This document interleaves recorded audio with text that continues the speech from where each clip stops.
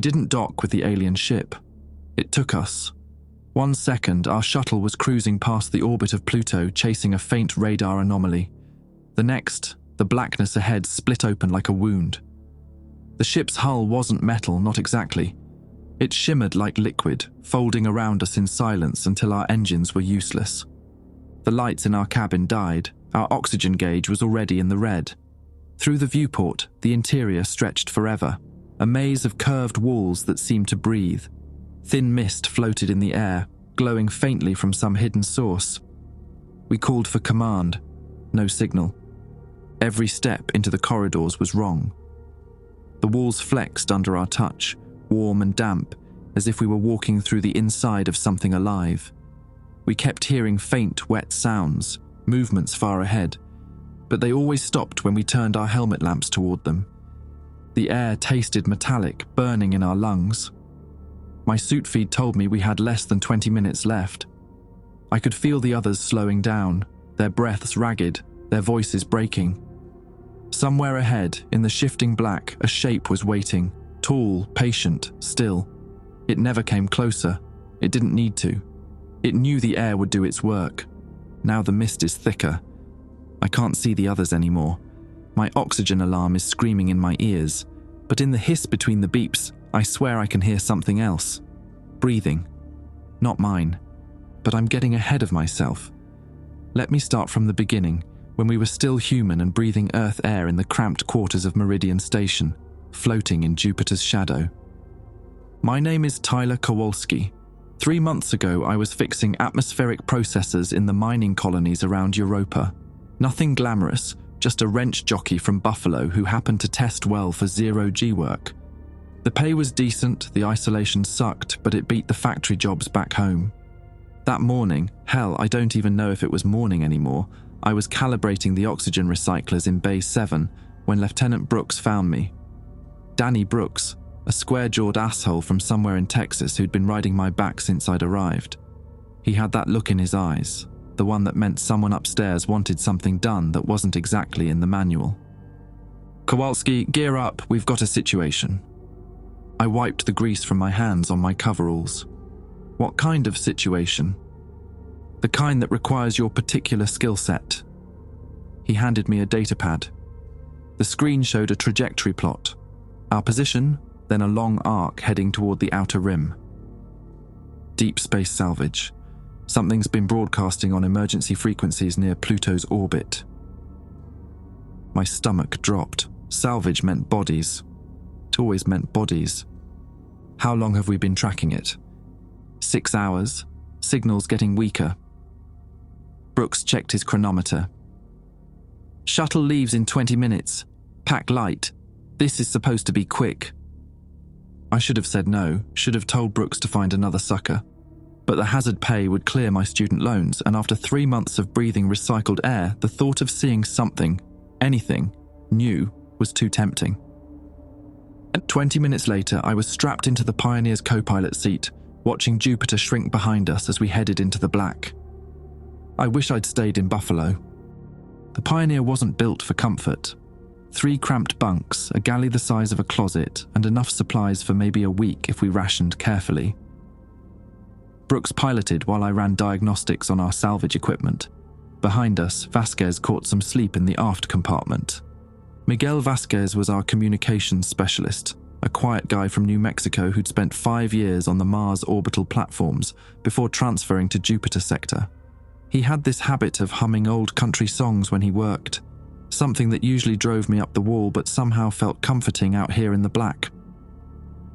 Signals holding steady, I called from the sensor console. Whatever's out there, it's big. Mass readings are off the charts. Brooks grunted.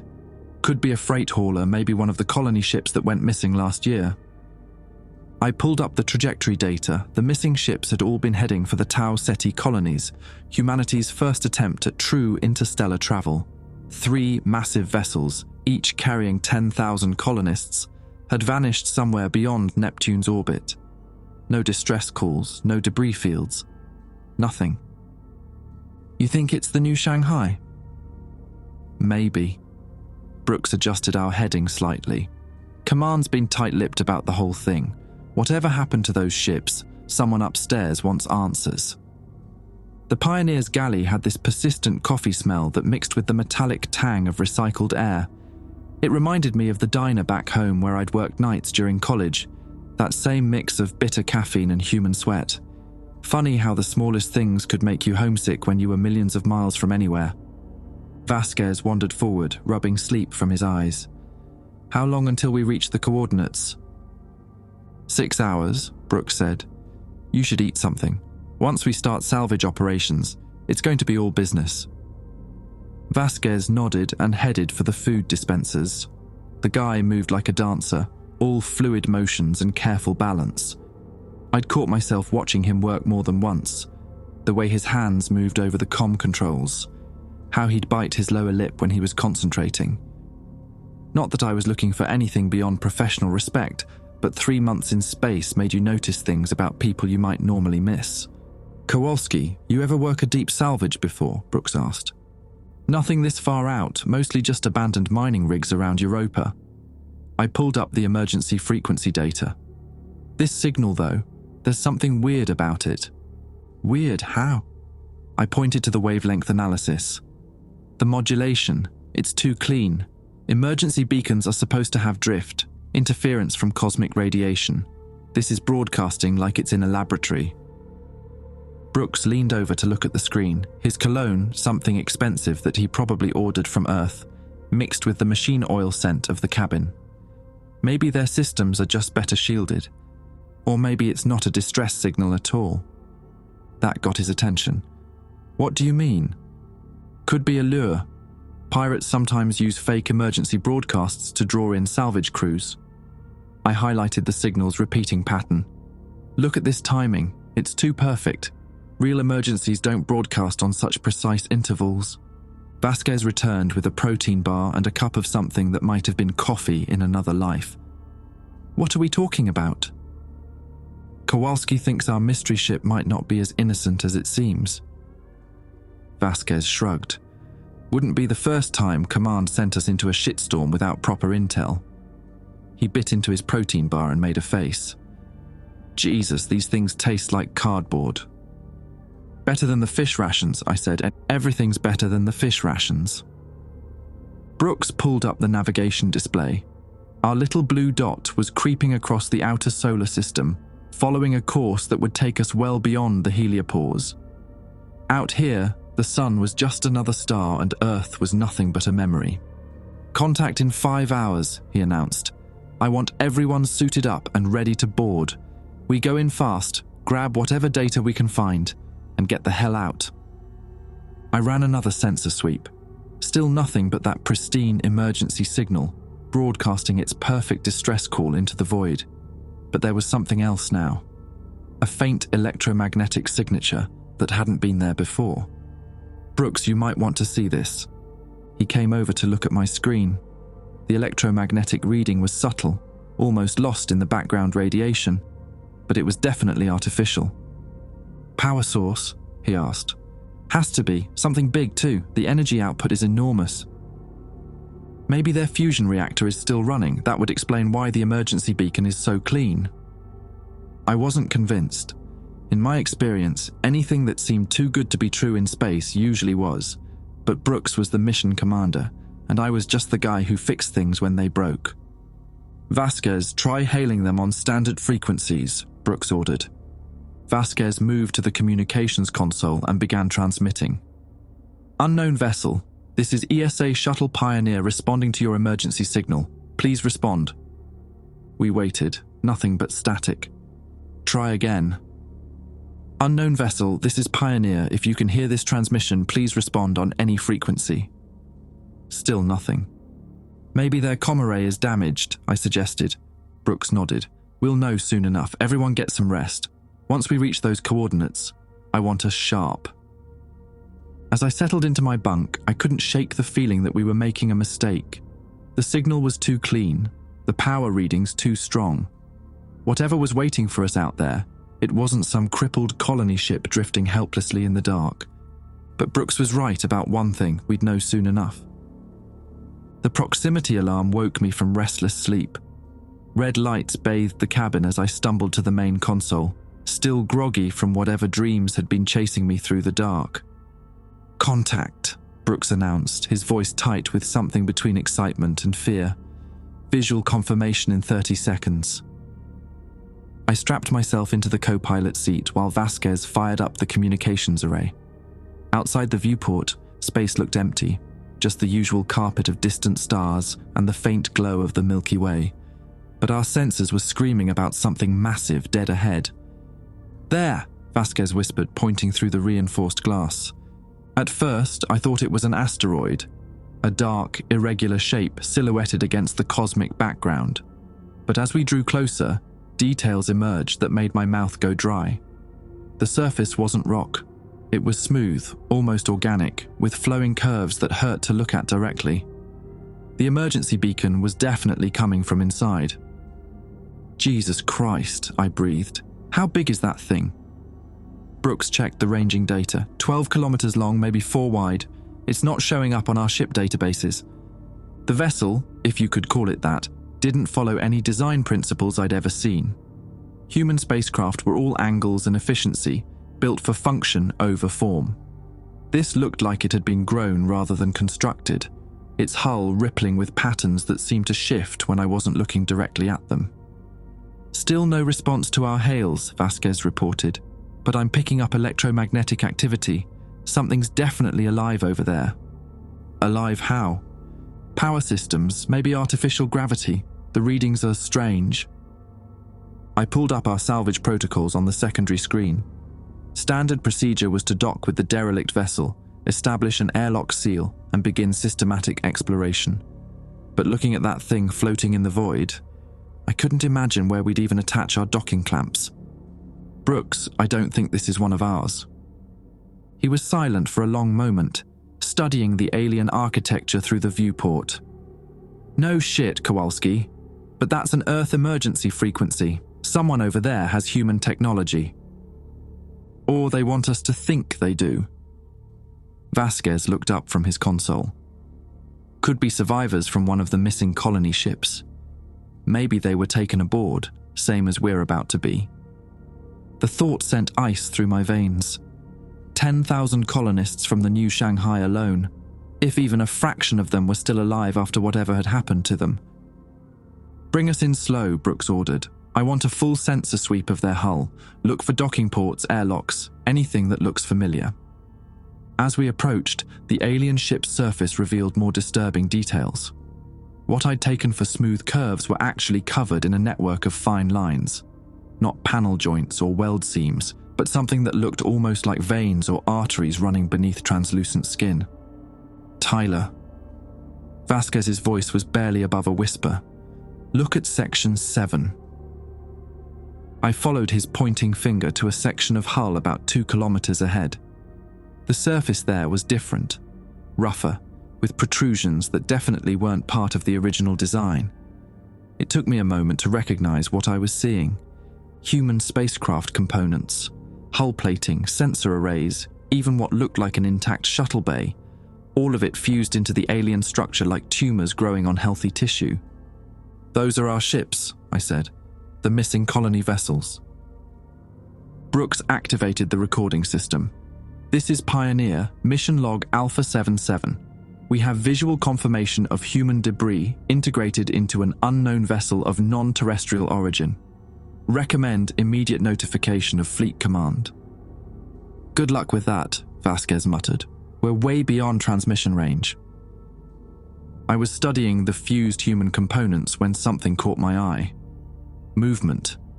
A section of what looked like cargo bay doors was cycling open and closed in a slow, rhythmic pattern, like breathing. "We need to get closer to those human sections," Brooks decided. "If there are survivors, they'll be in the areas with familiar technology. And if it's a trap, then we spring it carefully." He began maneuvering the Pioneer toward the breathing cargo bay. "Prep the airlocks. We're going aboard." My hands moved automatically through the pre-boarding checklist, while my brain screamed warnings. Every instinct I developed in 5 years of deep space work was telling me to turn around and burn hard for Jupiter. But Brooks was right about one thing. If there were survivors, we couldn't abandon them. Vasquez sealed the communications array and began suiting up. Environmental readings? I checked the sensors. No atmosphere where we're headed. Temperature is close to absolute zero. Whatever's keeping those human sections from freezing solid, it's not normal heating. The alien ship loomed larger as we approached, its organic curves filling our viewport. The surface looked wet in our floodlights, though I knew that was impossible in vacuum. Up close, those vein-like patterns were definitely moving. A slow, hypnotic pulse that made me feel dizzy if I watched too long. "Docking in 60 seconds, Brooks announced. I could see into the breathing cargo bay now. The interior was dark, but our lights revealed something that made my stomach clench. The bay was lined with what looked like cocoons, dozens of them, hanging from the ceiling in neat rows, human-sized. "Brooks, you seeing this?" "I see it. Prep the cutting tools. We might need to extract survivors from those containers." The Pioneer settled against the alien hull with a gentle thud. Our docking clamps engaged, but instead of the usual mechanical resistance, I felt the ship settle into something soft and yielding. The hull was conforming to our shape, creating a perfect seal. "That's not possible," I whispered. Brooks was already in his EVA suit, checking his helmet seals. "A lot of things aren't possible out here. Doesn't mean they're not happening." Vasquez joined us at the airlock, his breathing apparatus hissing softly. "Oxygen levels are green, but I'm showing trace gases I can't identify. Recommend we keep environmental seals intact." I nodded, though part of me wondered if it would matter. If this thing could absorb human starships into its structure, what could it do to 3 men in pressure suits? The airlock cycled open, revealing the alien cargo bay beyond. Our helmet lights cut through the darkness, illuminating the hanging cocoons and the wet, organic walls. The floor felt spongy under our magnetic boots, like walking on flesh. "Stay together," Brooks whispered into our comm channel. "Watch each other's backs." We stepped into the breathing chamber, and behind us, I heard the Pioneer's airlock seal itself. The sound echoed strangely in the alien space, not the sharp clank of metal on metal, but something softer, more final, like the sound of a mouth closing. The silence inside the cargo bay was absolute. Our helmet lights carved pale circles in the darkness, illuminating the hanging cocoons that swayed gently in some unfelt current.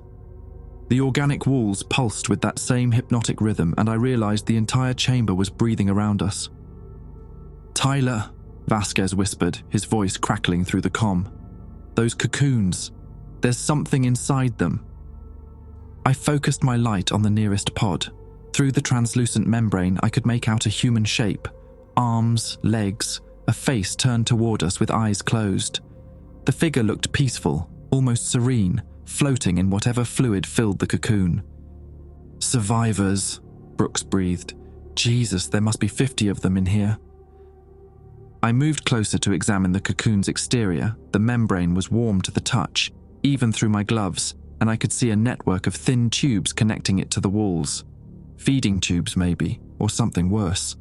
"We need to get them out," Vasquez said, pulling a plasma cutter from his tool belt. "Wait." Something about the whole setup bothered me.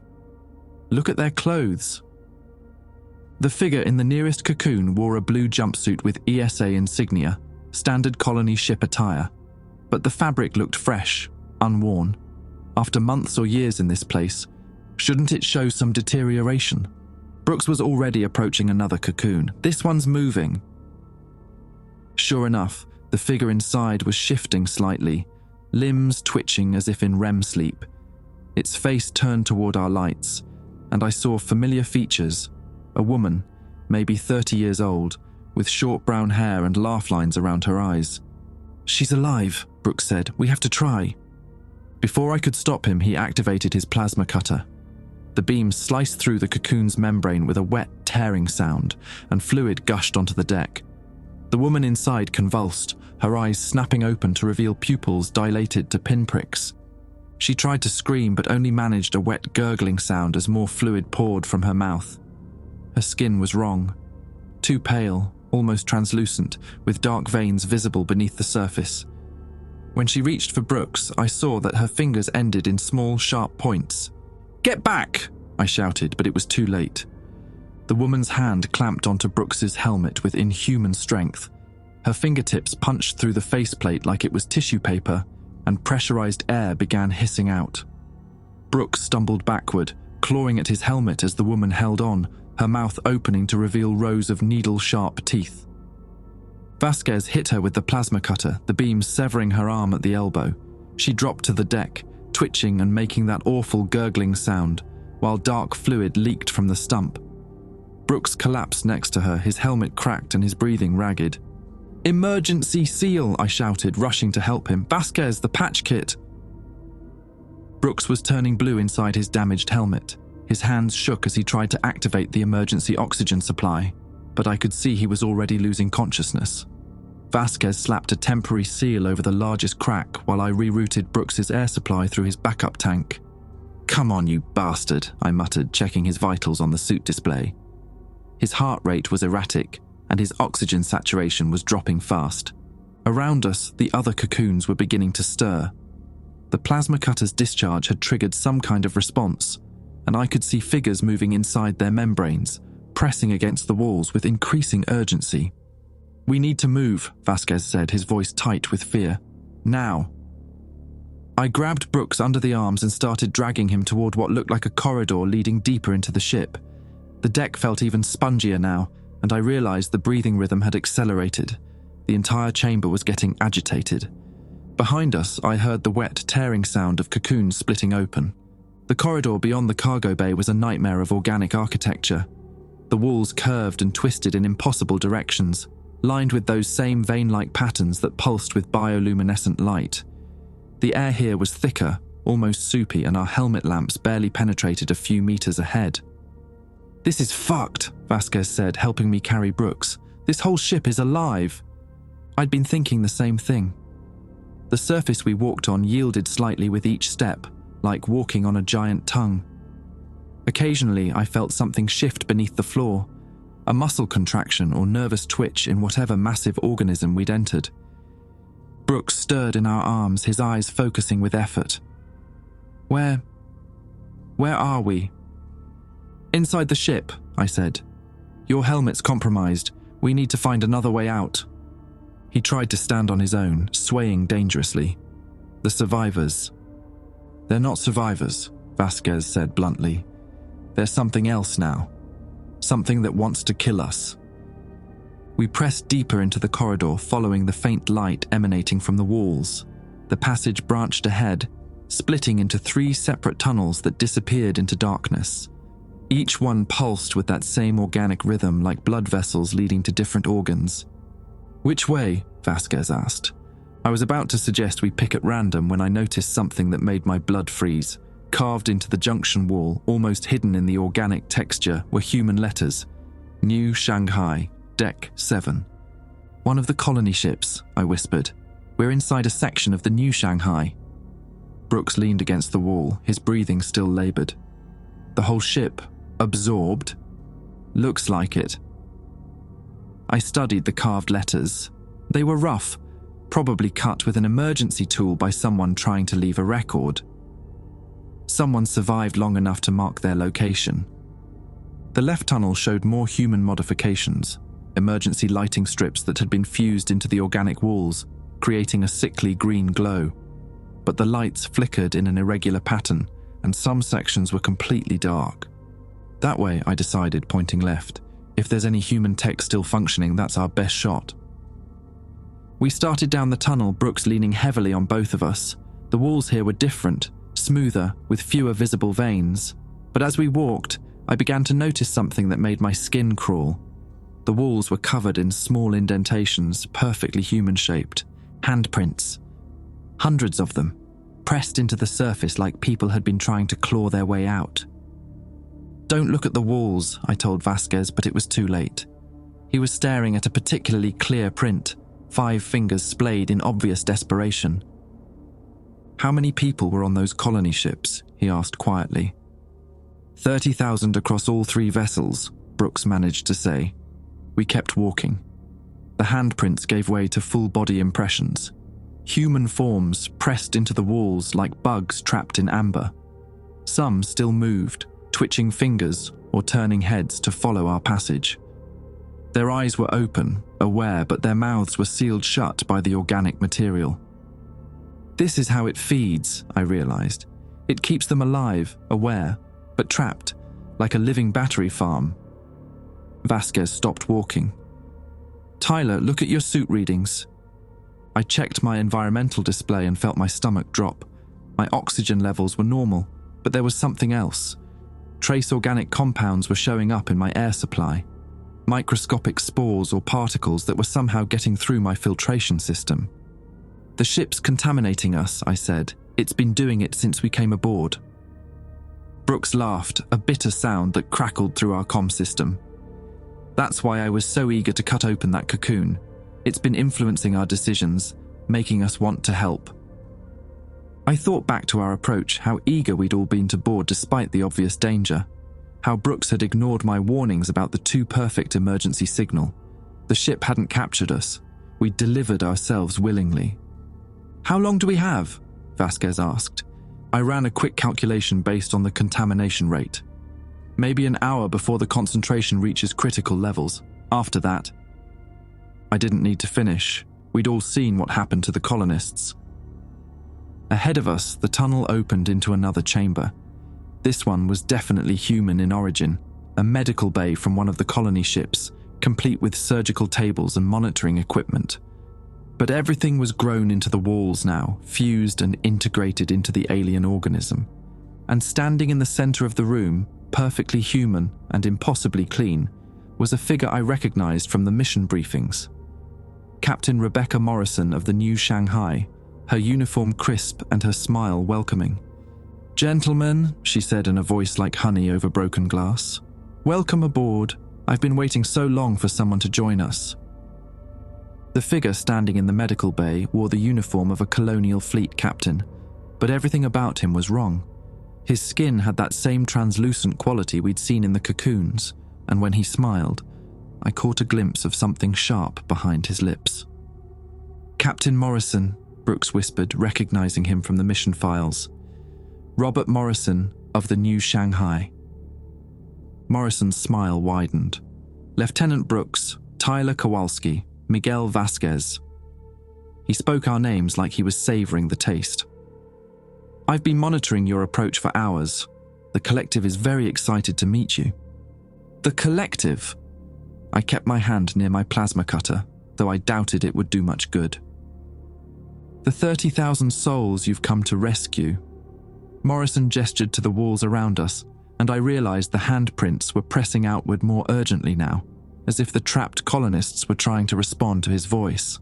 "We've been so lonely out here, so hungry for new experiences." Vasquez stepped back, pulling Brooks with him. "You're not human anymore." "I'm more than human."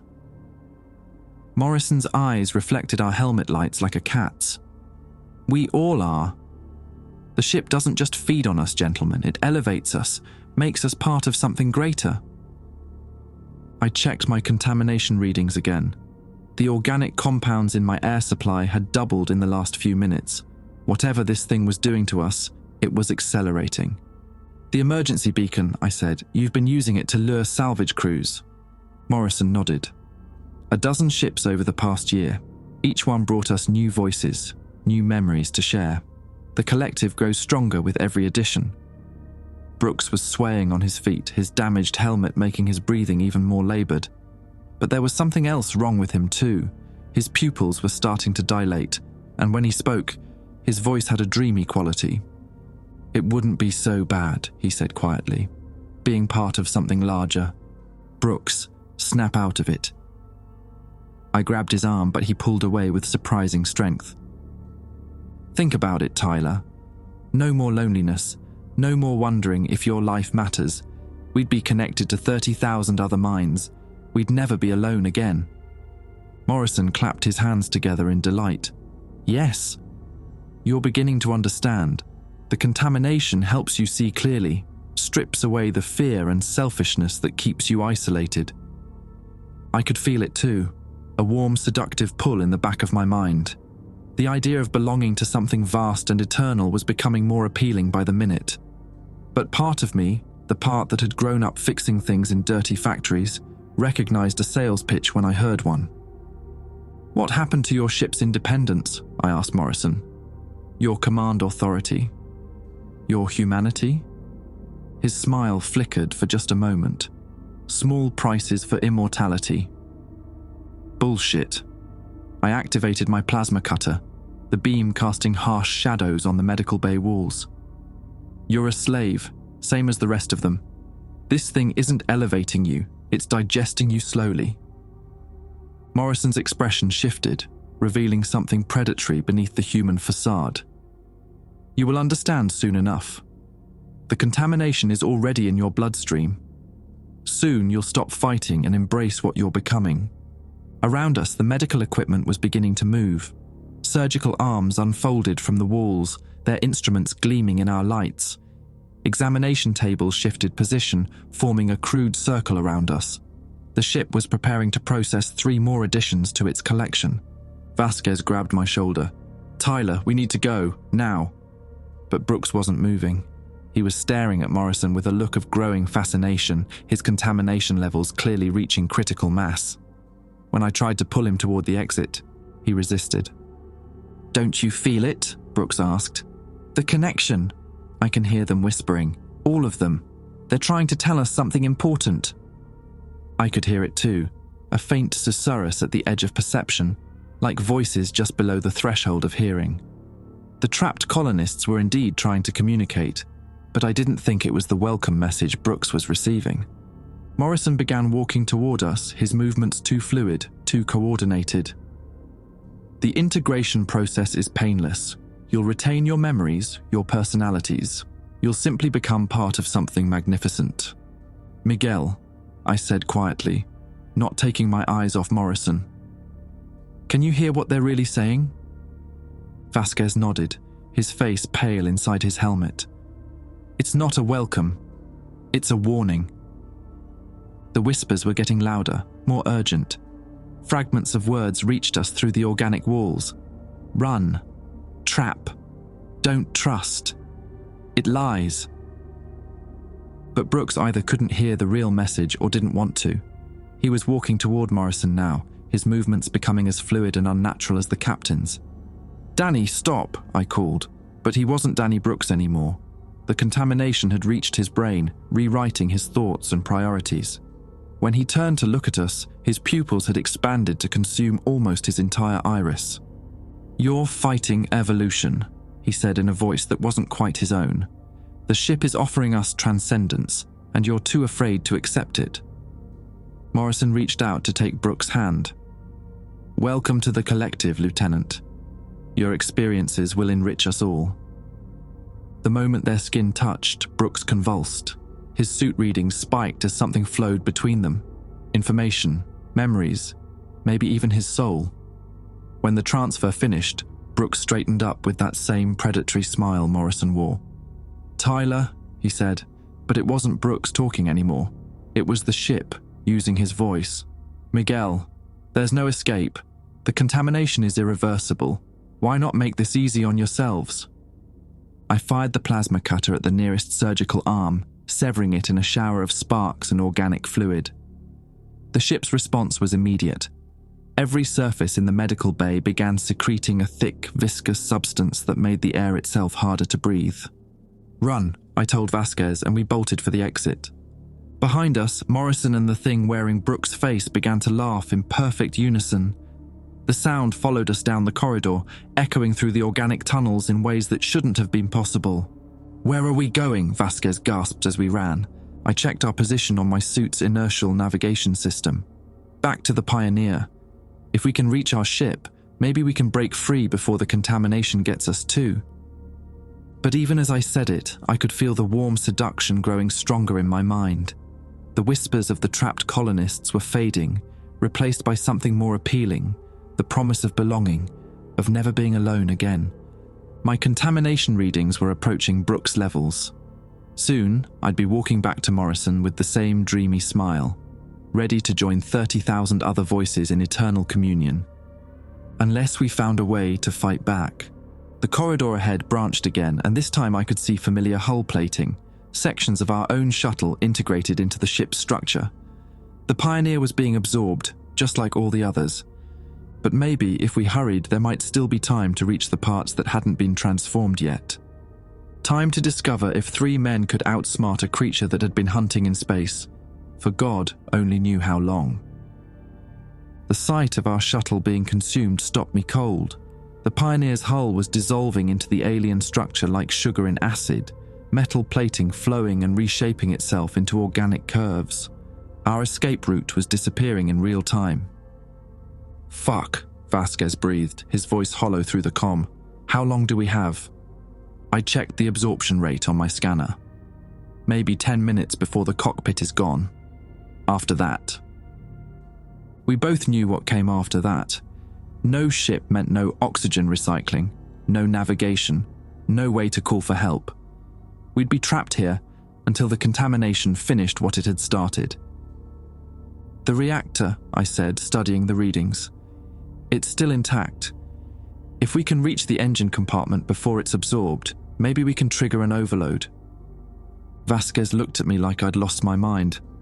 "You want to blow up our only way home?" "Our only way home is already gone, but if we can destabilize the Pioneer's fusion core, the explosion might damage this thing enough to..." "To what?" "Kill us faster." I grabbed his shoulders, forcing him to look at me. "Miguel, look at your contamination levels. We're at 60% saturation. In another hour, we'll be like Brooks. Puppets for this thing to play with. I'd rather die human than live as whatever the hell Morrison became." Through his helmet, I could see the fear in his eyes warring with something else. That same seductive pull I was feeling. The whispered promises of belonging, of never being alone again. His pupils were starting to dilate. "Maybe it wouldn't be so bad," he said quietly. I slapped his helmet hard enough to rattle his head. "Snap out of it. That's the contamination talking, not you." He blinked, focus returning to his eyes. "Jesus. I can feel it in my head, Tyler, like something crawling around in my thoughts." "I know, me too." I checked our position against the ship's layout. "We need to move fast. The engine compartment is maybe 300 meters through that passage." The corridor leading to our shuttle was different from the others, more recently formed, with sections of human technology still visible beneath the organic overlay. Emergency lighting strips flickered sporadically, and I could hear the distant hum of our fusion reactor. Still running, still intact. For now. We pushed through the increasingly dense atmosphere, our suits working overtime to filter out the contamination. But I could feel it seeping through anyway. Microscopic organisms that bypassed our defenses and went straight to work on our nervous systems. The passage ahead opened into what had been the Pioneer's cargo bay. Now it was a nightmare fusion of human engineering and alien biology.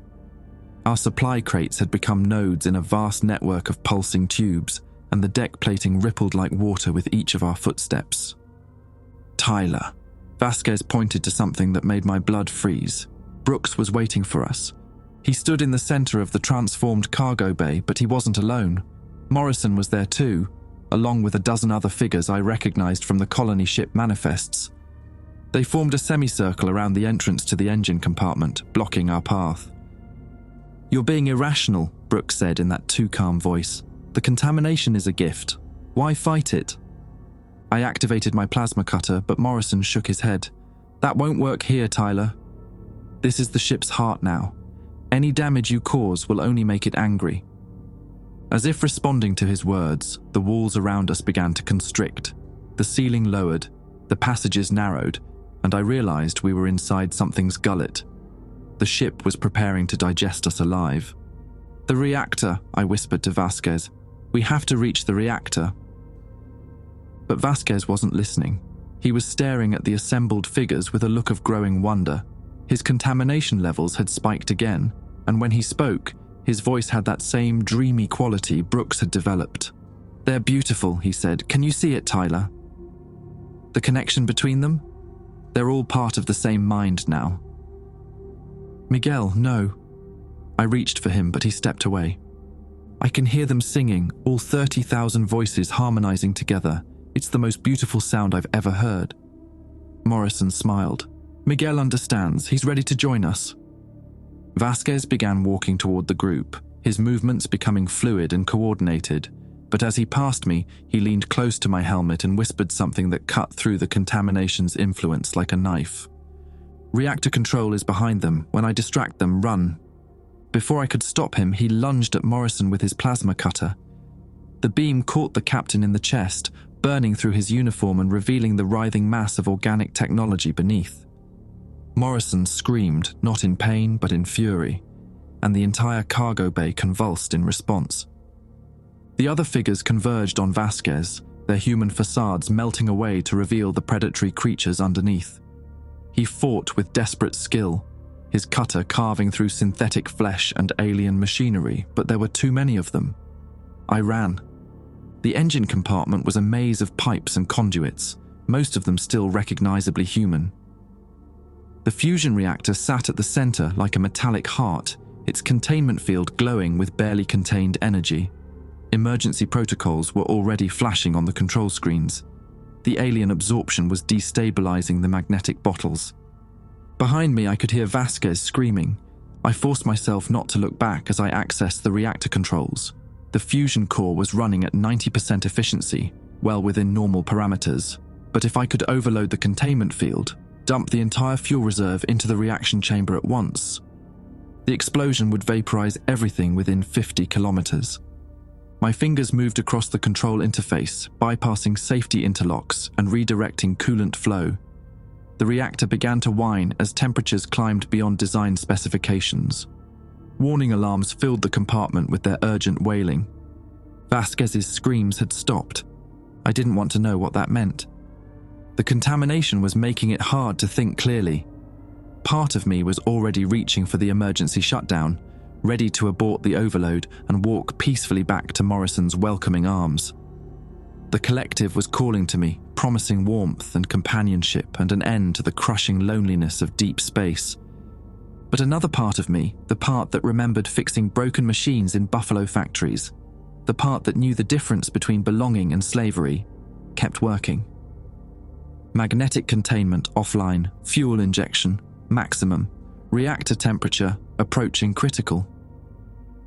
Through the compartment's viewport, I could see the cargo bay. Vasquez was gone, absorbed into the walls like all the others.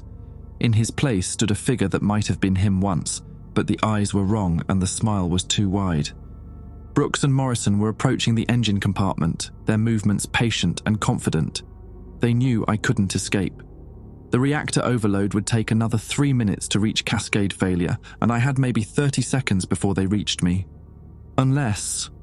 I looked at the emergency airlock leading to the shuttle's exterior. If I could get outside the ship, maybe survive the initial explosion in the vacuum of space, there was a chance, a tiny chance, that the shockwave might throw me clear before the radiation killed me. It was a death sentence, but it was better than becoming another voice in the collective. I sealed my helmet and punched the airlock release. Space hit me like a frozen hammer. The alien ship stretched around me in impossible directions, its surface writhing with patterns that hurt to perceive. In the distance, I could see other absorbed vessels. The colony ships, a dozen smaller craft, all fused into this living nightmare that fed on human minds. The Pioneer's reactor was 30 seconds from cascade failure. I activated my suit's emergency thrusters and pushed away from the ship as hard as I could. Behind me, through the transparent aluminum of the engine compartment, I could see Morrison and the thing that had been Brooks staring out at me. They weren't trying to stop the overload anymore, they were smiling. The reactor went critical in a sphere of pure white light. The explosion tore through the alien ship's organic structure, vaporizing whole sections and sending debris spinning into the void. I tumbled through space, my radiation sensors screaming warnings as the shockwave caught me and threw me deeper into the darkness. But the ship didn't die. Even as massive sections of it burned away in the nuclear fire, I could see it regenerating. The organic hull was already growing back, reaching across the gaps with tendrils of living metal. In minutes, it would be whole again. And now it knew I was out here alone in the vacuum with maybe an hour of oxygen left in my suit. The collective's laughter followed me into the black. Floating in the void, watching the alien ship rebuild itself, I had plenty of time to think about dying. My suit's oxygen indicator showed 37 minutes remaining. The explosion had thrown me maybe 2 kilometers from the ship, far enough to avoid the worst radiation, but close enough to see every detail of its impossible regeneration. Tendrils of organic matter were already spanning the gaps I'd blown open, weaving new sections of hull with the patience of a spider repairing its web. The silence was absolute. No atmosphere meant no sound, just the steady hiss of my recycling system and the occasional beep from my radiation detector. Earth was a memory 8 billion kilometers away. Jupiter was a dim point of light barely distinguishable from the stars. Out here, death was measured in minutes and oxygen levels. I tried the emergency beacon again, knowing it was useless. Any rescue ship would take months to reach Pluto's orbit, and by then there'd be nothing left but another collection of absorbed vessels and 30,000 more voices in the collective. Something caught my eye. Movement along the ship's hull. Not the flowing regeneration process, but something more purposeful. A section of the surface was bulging outward, forming a protrusion that slowly took on familiar contours. Humanoid shape, arms and legs, even what looked like a face pressed against the transparent membrane. Brooks. Or what had been Brooks. The figure was gesticulating, trying to communicate across the vacuum. Its mouth moved in exaggerated speech patterns, and it took me several seconds to realize it was forming words I could read. "Tyler, come back, join us." I activated my suit's maneuvering thrusters, rotating to face away from the ship. But more figures were emerging from the hull now, dozens of them, all reaching toward me with desperate longing. Vasquez appeared near what had been the engine compartment, his face serene in death. Morrison stood at the ship's prow like some grotesque figurehead. They all mouthed the same message, "Come back." The ship itself was trying to communicate now. Bioluminescent patterns raced across its surface, forming symbols and pictographs that shifted too quickly for me to interpret. But the meaning was clear enough. It wanted me to return voluntarily, to surrender and become another node in its vast network. My oxygen indicator dropped to 35 minutes. I closed my eyes and tried to think. The explosion hadn't killed the ship, but it had damaged it. The regeneration process was consuming enormous energy, and I'd noticed several sections where the organic growth seemed sluggish or incomplete. Maybe there was still a weakness to exploit. When I opened my eyes, something had changed. The figures pressed against the hull were no longer gesturing at me. They were pointing deeper into space, towards something I couldn't see. I adjusted my suit's orientation and activated the maximum zoom on my helmet display. There. A faint glimmer against the star field, barely visible even with enhancement. Another ship. No, not a ship. Ships. Plural. A whole fucking fleet of them, approaching from the direction of the inner solar system. The lead vessel was massive, easily dreadnought class, with the distinctive angular lines of ESA military architecture. Behind it, I could make out at least 20 smaller craft, destroyers, frigates, maybe even a carrier. The cavalry was coming. But as they drew closer, something about their formation bothered me. They were moving in perfect synchronization, their courses too precise, their spacing too exact. Human fleets didn't fly like that. Human commanders made small adjustments, corrections, individual tactical decisions that created subtle variations in positioning.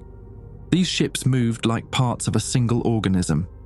My comm system crackled to life, and a familiar voice filled my helmet. "Tyler Kowalski, this is Admiral Harrison of the ESA Prometheus. We're here to assist with the rescue operation." Admiral Harrison. I'd heard that name in the mission briefings. One of the fleet commanders who'd gone missing with the second wave of colony ships 6 months ago. "Admiral," I transmitted back.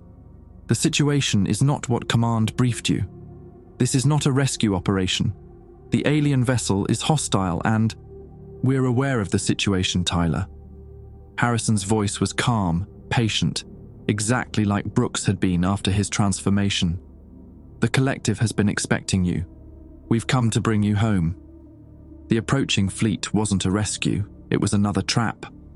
I watched in horror as the lead dreadnought's hull began to shift and flow, revealing the same organic architecture I'd seen inside the alien ship. These weren't human vessels anymore. They were extensions of the creature, mobile hunting platforms designed to lure other ships into range. How many? I whispered to myself, studying the approaching formation. How many fleets has this thing absorbed? The answer came from an unexpected source. The figures pressed against the alien ship's hull had stopped pointing at the false rescue fleet. Now they were pointing at me, their mouths moving in urgent, desperate speech. But this time the message was different. Reactor, emergency, cascade, now. I looked closer at the figure that might have been Vasquez. His face was contorted with effort, fighting against whatever controlled his body to deliver a warning. Around him, other absorbed souls were doing the same, struggling to communicate vital information across the vacuum. 30 ships, one of them mouthed. Maybe more? Growing, gestured another. Spreading. And from Brooks, pressed against the hull near what had been our docking point, "Stop us. Please." My oxygen indicator showed 28 minutes. The false rescue fleet was closing to engagement range, their weapons systems undoubtedly coming online. But they wouldn't fire. Not immediately. The creature was patient, methodical. It would try to convince me to dock voluntarily, to come aboard and join the collective willingly. Force was only used when deception failed. I had maybe 10 minutes before they reached optimal positioning. The figures on the hull were still trying to communicate, their messages fragmentary but urgent. Something about the reactor, about emergency protocols, about cascade failure. Then I understood. They weren't talking about the Pioneer's reactor, which I'd already destroyed. They were talking about the ship's own power source. Every vessel had backup fusion cores for life support and emergency systems. If the creature had absorbed 30 human ships, it now carried 30 separate reactors integrated into its organic structure. Normally they'd be shielded, protected, impossible to access from outside. But the explosion had damaged those protections. I activated my suit's full sensor suite and began scanning the ship's hull for electromagnetic signatures. There, faint but detectable, the characteristic radiation pattern of fusion containment fields. Multiple sources scattered throughout the organic structure, all running at minimum power to sustain the absorbed human sections. If I could reach one of them, overload its magnetic bottles the same way I'd destroyed the Pioneer's core. The approaching fleet was 3 minutes out. My oxygen indicator showed 25 minutes remaining. Not enough time to reach the ship, penetrate its hull, locate a reactor, and initiate cascade failure. Unless I didn't try to survive the process. I checked my suit's emergency systems one last time. The maneuvering thrusters had enough fuel for maybe 90 seconds of burn time. The plasma cutter was fully charged. My radiation shielding was minimal, but it might protect me long enough to complete the mission. The figures on the hull were watching me intently now, their faces filled with desperate hope. They knew what I was planning. They knew it would kill me. But they also knew it might be the only way to stop the creature from spreading further into human space. "Tyler," Admiral Harrison's voice crackled through my comm again. "Dock with the Prometheus immediately. We have medical facilities standing by." I switched off my receiver and fired my thrusters, accelerating toward the alien ship's hull.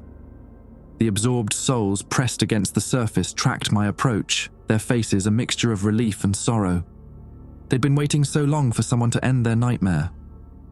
Behind me, the false rescue fleet began to change course, their perfect formation breaking apart as they realized I wasn't going to cooperate, but they were too far away to intercept me now. I had one chance to get this right. The plasma cutter felt heavy in my hands as I approached the section where my sensors detected the strongest fusion signature. 23 minutes of oxygen left, more than enough to finish what I'd started. The ship's hull reached up to embrace me like a living thing, its surface warm and yielding against my boots. Somewhere inside, 30,000 human minds were screaming for release. I was about to give it to them. The ship's hull parted like flesh around my plasma cutter, revealing the pulsing interior beneath. Organic conduits snaked through what had once been human engineering spaces, carrying nutrients and electrical impulses to maintain the absorbed vessels. But there, nestled in a cavity that might have been a fusion chamber, I found what I was looking for. The reactor was smaller than the Pioneer's, probably from a frigate or destroyer that had been consumed months ago. Its containment field flickered weakly, barely stable after the damage from my earlier explosion. Perfect. My oxygen indicator showed 19 minutes. I squeezed through the opening in the hull, my suit scraping against surfaces that felt disturbingly warm and alive. The interior space was cramped, forcing me to crawl through passages that contracted around me like a throat trying to swallow. Every surface pulsed with that hypnotic rhythm, and I could hear something new now. A sound like whispered conversations just below the threshold of hearing. The voices of the absorbed trying to guide me. Left, one seemed to say. Deeper. Hurry. I followed their guidance through the organic maze until I reached the reactor chamber. The fusion core sat in the center like a metallic heart, its magnetic bottles glowing with barely contained plasma. Emergency warnings scrolled across displays that had been fused into the living walls. Containment field instability, coolant flow irregularities, magnetic resonance fluctuations. The ship was already struggling to maintain control of the damaged reactor. Behind me, something was moving through the passages. I could hear wet sliding sounds getting closer. The ship had noticed my intrusion and was sending its immune system to deal with the infection. I didn't have much time. The reactor's control interface was a nightmare fusion of human technology and alien biology. Nerve-like fibers had grown into the circuit boards, and the display screens wept some kind of translucent fluid. But the basic controls were still recognizable: magnetic field strength, plasma injection rate, containment parameters. I began typing commands, my gloved fingers clumsy on the biomechanical keyboard. Bypass safety protocols, redirect coolant flow, increase fuel injection beyond redline specifications. The reactor began to whine as temperatures climbed. Tyler. I spun around to find Brooks emerging from the passage behind me, his body moving with that same fluid grace I'd seen in Morrison. But there was something different about his face. A flicker of the man I'd known, fighting to break through the collective's control. "Don't do this," he said, but his voice cracked halfway through the words. "The collective, it doesn't want to hurt humanity. It wants to elevate us." "Like it elevated you?" I kept working on the reactor controls, bringing the magnetic containment closer to cascade failure. "You're a fucking puppet, Danny. We both know it." Brooks stepped closer, and I could see the internal struggle playing out across his features. Human Danny fighting alien programming, two minds wrestling for control of one body. "The loneliness," he whispered. "You don't understand the loneliness, Tyler. Out here in the black, with nothing but empty space for company. The collective ended that. We're never alone anymore." The reactor temperature hit critical levels. Red warnings flashed across every display as the containment field began to fluctuate wildly. Maybe 2 minutes until cascade failure. "And what about the 10,000 people who didn't get a choice?" I asked. "The colonists who got absorbed while they slept?" Brooks's face contorted with something that might have been grief. "They're not dead. They're part of us now. Their memories, their experiences, their love, all of it preserved forever. Their fear too, their terror while they were being consumed." That hit home. For just a moment, Brooks's human personality surfaced completely, and I saw the horror in his eyes as he remembered what had really happened aboard the colony ships. The screaming, the desperate attempts to escape, the slow digestion of everything that made them human. "Jesus," he breathed, "what have we done?" But the moment passed. The collective reasserted control, and Brooks' face went blank again. When he spoke, it was with the ship's voice. "You will stop this. The reactors are necessary for the collective's expansion. Without them, we cannot spread to other star systems." That's the fucking point. I initiated the final sequence, magnetic bottle collapse, in 60 seconds. The reactor's whine became a shriek as plasma temperatures soared beyond anything the containment field could handle. Steam hissed from ruptured cooling lines, and the organic walls around us began to contract in obvious distress. Brooks lunged at me, but whatever remained of his human training made him hesitate at the last second. That hesitation saved my life and doomed his. I rolled aside as he overshot, his momentum carrying him into the reactor's control console. The impact triggered a cascade of system failures. Sparks flew from biomechanical interfaces as Brooks convulsed, electricity arcing through his transformed nervous system. The collective's control over his body shattered, leaving him twitching on the deck while alien and human neurons fought for dominance. "Tyler," he gasped, his voice purely human for the first time since his transformation. "The emergency beacon, it's not just a lure, it's a transmission, sending everything the collective learns back to somewhere else." "What do you mean?" "This isn't the only ship, there are others scattered throughout the galaxy. Each one reports back to..." He convulsed again as the collective tried to reassert control. "The source, the original. If this one is destroyed, they'll know. They'll send more." My oxygen indicator showed 12 minutes remaining. The reactor was 30 seconds from cascade failure. "Where?" I demanded. "Where is the source?" Brooks' mouth opened and closed soundlessly as two minds battled inside his skull. When he finally spoke, his voice was a whisper. "Tau Ceti, the colonial destination. It was never about building a new world. It was about feeding." The reactor hit critical mass. I grabbed Brooks and dragged him toward the hull opening as the containment field collapsed. Behind us, a miniature sun erupted in the reactor chamber, its fusion fire spreading through the organic passages like blood through arteries. The ship's death scream was a sound I felt rather than heard, a psychic wail that made my bones ache. We tumbled out through the hull breach into the vacuum just as the chain reaction reached the other absorbed reactors. One by one, they detonated in sequence, each explosion feeding the next until the entire ship was consumed in nuclear fire. The false rescue fleet, caught in the expanding shockwave, vanished in spheres of vaporized metal and organic matter. 30,000 voices cried out at once, then fell silent. I held Brooks as we drifted away from the expanding fireball, watching 30 human starships die for the second time. My suit's radiation detectors were screaming warnings, but I was too exhausted to care. 8 minutes of oxygen left, maybe less. Brooks was unconscious, his body finally free from the collective's influence, but probably dying from radiation exposure. Blood trickled from his nose, dark against his pale skin. In the distance, where the alien ship had been, I could see debris scattered across thousands of cubic kilometers. Twisted metal, organic fragments, and the frozen corpses of 30,000 people finally at rest. It was over. But Brooks' warning echoed in my mind. The source. The original. If this had been just one hunting ship among many, then Earth was still in danger. The colonies at Tau Ceti were probably long gone, consumed to feed something even larger and more terrible. My oxygen indicator flashed red, 4 minutes remaining. I activated my emergency beacon one last time, broadcasting on all frequencies. Maybe someone would hear it eventually, though I'd be long dead by then. But the message was important. More important than my life. "This is Tyler Kowalski of the ESA Shuttle Pioneer. The colony ships were not lost in space. They were captured by a hostile alien intelligence.